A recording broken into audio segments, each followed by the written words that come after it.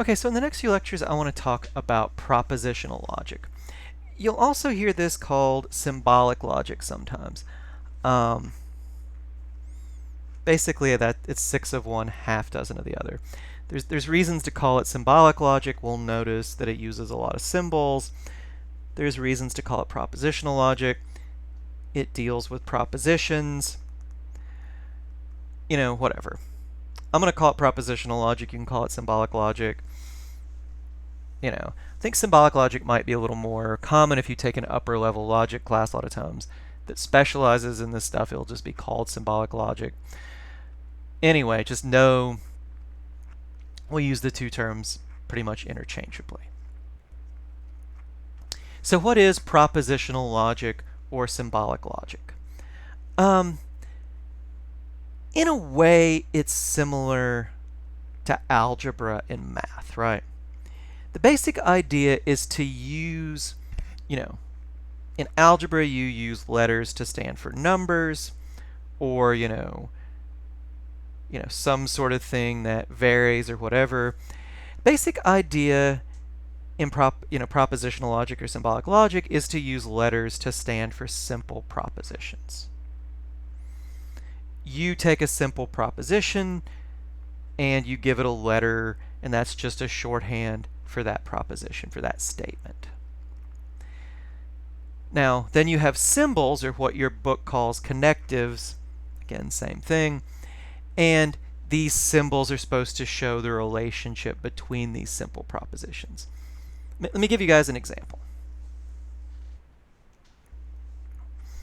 Norfolk is a city in Virginia. We could just give that an N, right? Just, we just stick in with that. From now on, N just means whenever we see it, Norfolk is a city in Virginia Beach. Sorry, is a city in Virginia. It's not a city in Virginia Beach. Virginia Beach is a city in Virginia. We can just, give that a B, right? Whenever we see B, we know we mean that. Well, so how do we handle more complex sentences, right? Both Norfolk and Virginia Beach are cities in Virginia, right? We could just take this big sentence and plop a C on it, but, whatever. That doesn't make a lot of sense, right? Because the sentence is saying two things, right? Think back to propositions. They're just simple statements, right? There are two propositions in this statement, right? Norfolk is a city in Virginia. Virginia Beach is a city in Virginia. Well, how do we put this sentence into symbolic logic? Well, we have a symbol that stands for this and, right? Sentence is saying N and B both. Those are the two propositions here. So we will just, we could symbolize that. We use our letters, but we also throw in this and sign, N and B. Now, different books have different numbers of symbols. A lot of books will have a conditional symbol. That uses an arrow. We're not going to use that one. Those get really complicated. Your book only has 3. And they're really enough to do what we need to do. When we get to these 3, you'll see both in deductive logic and inductive. There's a more specialized one that you'll only see in inductive that we'll talk about when we get there. But let's learn these 3 for now, right? Conjunction, disjunction, and negation. Conjunction, when you see and or but in English, then you're usually going to have conjunction, right? N and B. Disjunction is either or, right? When you see either or in English, then you're going to have disjunction, C or B, right? I'll tell you what C stands for and B stands for in a minute, right? Negation, the final one, means not or it's not true that, right? Not W, whatever W stands for is not true. So let's go through each of these. We'll use each of them we know. We've already used conjunction, let's use disjunction and negation. Disjunction, either Chesapeake or Virginia Beach is the largest city in Virginia by population. B equals Virginia Beach is the largest city in Virginia by population. C equals Chesapeake is the largest city by population.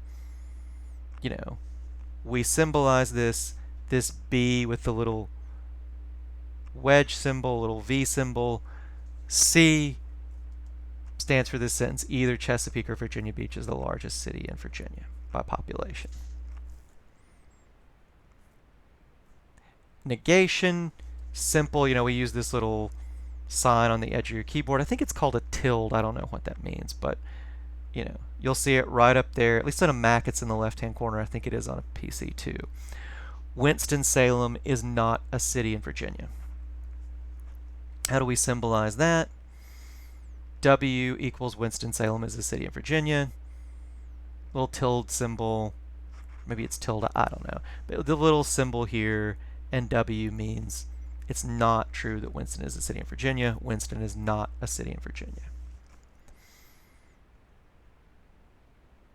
Now, you can use these symbols and this basic idea of having letters to stand for statements in inductive logic or deductive. We're going to use it, you know, we'll get to inductive in a minute, but I'll say a little bit about using it in deductive because Weisberg does, and I think, you know, this is kind of a little more basic. In deductive logic, every single statement gets assigned a true or false, right?